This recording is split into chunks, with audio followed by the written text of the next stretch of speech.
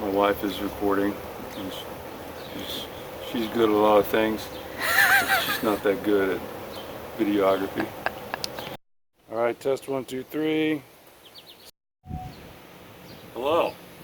Welcome to another edition of the Mediocre Mechanic. So today we're going to be working on this 98 Honda Civic. Now, I bought this Honda Civic from a guy that I actually ended up with being his manager. So I got to hold it over his head. Anytime something went wrong, I could just hold it over his head. So I'm not his manager anymore. Well, like this, like I bought it from him, like 2 years later, had to put new tires on it. You think that guy? I know you're watching. All right. So today we found out that the, well, not today, but we did find out earlier that it has a bad CV joint in it. The in the CV, yeah, the CV joint. So you got some CV joints under these boots. Right here, the passenger side CV boot ripped, so all the grease leaked out, and the joint eventually failed.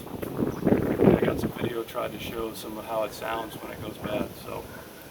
So anyway, so we're going to take the old one out. Hopefully this fits. I ordered it off of Rock Auto for like 40 bucks, so that's a pretty good price, like a good price from the parts store. So it's kind of like, looks like a dumbbell. You can kind of do some workout with it too. So yeah, you can get that in. So all right, so we're going to go over here to the car, to the 98 Honda Civic, and get started. All right, it's really windy out here today, so hopefully you can hear me. Put this jack under the pinch weld here. There's a 3.5 ton jack on a 98 Honda Civic, so hopefully I don't flip the car over. So just gotta be careful not to flip the car over when you do this. So I got the wheel up. So I got safety first in all my videos. So I'm gonna put a jack stand right underneath the wheel over here. Alright, so that'll hold it. So we're going to let that down until the jack stand catches. And I just like to leave both jacks under there. Just because you took my stool. Oh. You took my seat. I'll move. How can I work? Alright, so it's a 19 millimeter socket. Put this on reverse. We have an impact.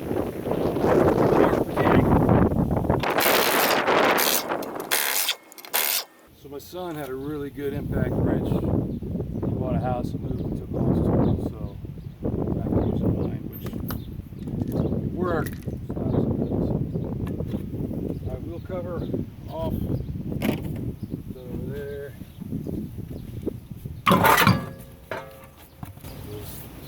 Tire, that's a tire I had to replace right there after 2 years. Can you believe it?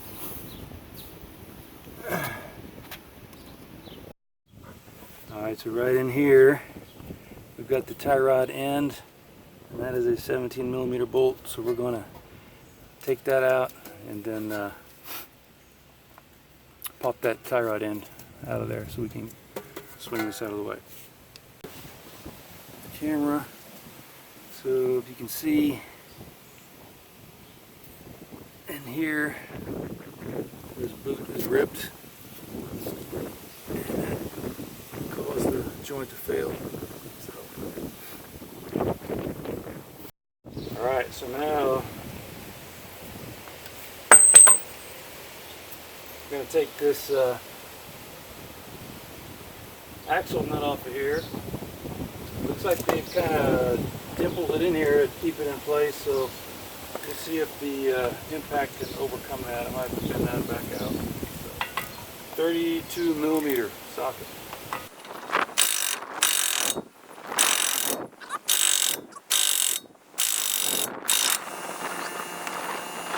Alright, so we need to swing this thing out of the way because there's not room for this to axle to push out of there without doing that, so without getting out of the way. So I was trying to figure out how to do it without having to remove the ball joint. And so I'm going to do some investigation and we'll get back to you. All right, so what we're going to have to do is, not that I've already done it and tried it or anything, but we're going to have to, I think the best way to do this is to take this upper knuckle bolt thingy off of here. And so what I did was we loosened it, and if you just back it out a little bit to where it's flush with the end of the bolt, and then if you take a hammer and tap on it, then this upper thing can pop loose, and then we'll have to go ahead and remove this nut. So again, this is a 17-inch nuts on this vehicle.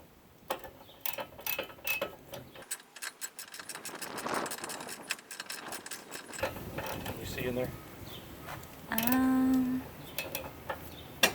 Trying. Alright, so that popped up. We got the nut. We'll always put our nuts and bolts in a safe place, like I always do. Yeah. So I never lose anything. I never lose anything, do I? Mm-mm. Actually, Never.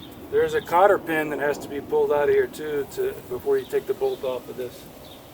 And I had to do that, and that was frustrating, but I got it. So anyway, and also, I may not have needed to remove the brake caliper.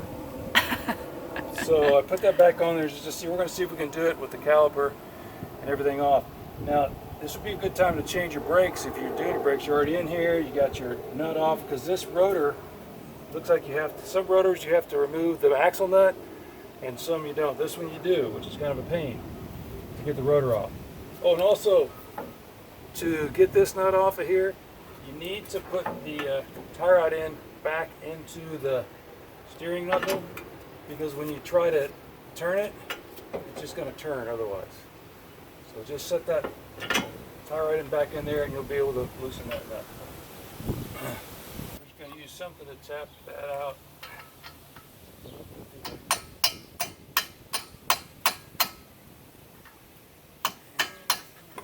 Here's what it looks like with it out. So now we're going to have to get underneath and pop that the inner side out. There's that ripped up boot and stuff. So I'll have to get in there and figure out how to do that. We're underneath the car now. Here's the axle shaft here, and this is where it goes into the transmission. I had to take a pry bar and put it in behind here and pop that out. Use this pry bar that I got from my grandpa and popped it out. Now it takes a little bit of force to get that out of there, so you got to kind of pop it pretty good. I'm going to get a drain pan, because probably some transmission fluid will come out once we put this out a little bit. Shouldn't lose too much though. Alright, so we got the drain pan under here. So we're going to pull this out. Alright, now we're going to get out and try to pull the whole thing out. No transmission fluid leaked out, so it might be a little low. Okay, it's on. Is it videoing? Mm-hmm. Alright, so we realized that the earlier videos was kind of a black hole. She's good at a lot of things. She's not that good at videography. And so you couldn't really see anything, so we might have to go back and review what we did. But you can see something now? Kinda. Yep. Okay. Alright, so we got this out of the transmission. And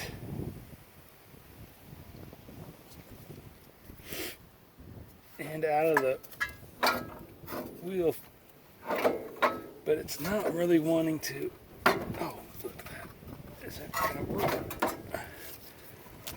I don't know if that's gonna work or not to get out. Alright, so Mediocre Mechanic had to take a little break from the video to figure out how how to get this axle out of here because it's all a weird setup on this 98 Civic. So what I ended up doing was taking out this long bolt. Goes from here to here. It's 17 millimeter once again. I also loosened these two nuts up here to loosen the strut. So if you move that around, you can see how that's where the top of the strut gets held in. So if you want to replace your strut, you know, it'd be a good time to do it. So that, and it still was not cooperating. So I removed the sway bar link. I guess that's actually the sway bar. There's not a sway bar link. Remove the sway bar from the arm here. It's hard to see. The nut there to get that a little more travel there. So with that travel and this being able to move around, I was able to slide the axle out of there. Let's see, am I forgetting anything? So, so this loosened up top, and you already know, but well, you don't really know about this head. This is where I had to take it off of the top part, but that was when it was the black hole. So we'll try to get a video of that going back together maybe. All right. Recording now? Yes. Alright, so we got the wind, we got a lawnmower, so we'll see what happens. So here I got the old one out, I got the new one, looks like it might be a good fit, same length and everything, that's good. There's this little rubber piece in the middle here, which I don't know why that's there. I'm not going to worry about it. I'm not going to worry about it! It was weirder. It was louder. Put a little grease on these splines here. Go back into the transmission. So I heard that was a good thing to do. Hey, can you run over there and tell them to stop mowing? You're trying to video? Yeah, important stuff. No. Alright, now you have to get up and come over and do this part. Alright, see here's, oh, look at this. Alright, so this is the wrong way. You need to do it this way. Okay. So I'm going to lift this out. Try to lift this out. I'm going to try to do it. Okay, get that in there. We're going to get that. Oh, can you get down? Can you see the hole where that's going to go in?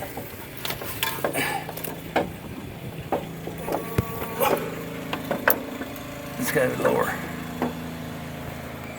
I don't know if you can see it because of the shadows. Ooh, look at that.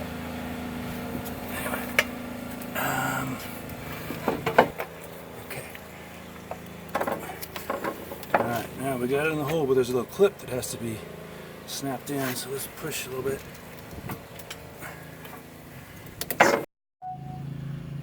Alright, so here's the new one in. You have to kind of force it. I had to kind of grab this on the end and give it a good pop to get that, overcome that circlip thing, the transmission, but it looks good. We're in there good. So just want to make sure that you don't have a gap here, right in here. Let's see that. Right in there. Transmission, all right. All right, so we got it jammed in the transmission. Now I need to get this back into the steering. Oh, look at that. I didn't think it was gonna be that easy. All right, so we've got that started. Look at that, it's already poking through there. It's so exciting. Let's see if I can get that even started. Can I get that started? Not quite yet. Push it in. Oh, look. Okay, 3 and 4. Look at this. Oh, yeah. It started. It ain't coming out now. Now I just have to put everything back together that I took apart to try to get this to work. Some of it I didn't need to. Like I said, it's Mediocre Mechanic channel. But that's one of the things on this channel. So don't take off the caliper. There's the compressor. So I got the sway bar back attached. Here there's a rubber grommet underneath. It's hard to see that. There's a rubber grommet that kind of fell off, so I had to get that back on. And now we're going to put in this long bolt. Alright, so this long bolt was kind of a challenge to get back in here. You have to kind of lift up on this part as you thread that bolt back through. I tapped it with a hammer to get it to go through. You gotta get a wrench on both sides so the head doesn't spin. This is gotta be pretty tight. I'm not exactly sure on the foot-pounds of torque. But we're gonna get it pretty tight. I'm gonna check the torque specs later. I don't have those with me right now.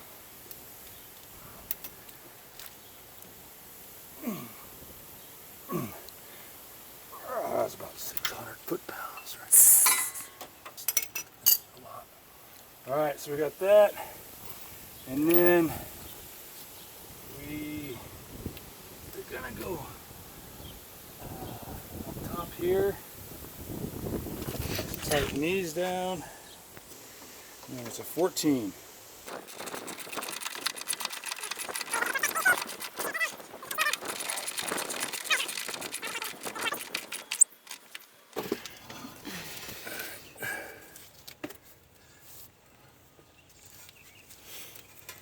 Keep going. All right, so this has to go up back into this, and so what we're going to do is make sure we got our jack stand in a good spot, and then we'll put the jack under here and just jack that up to it.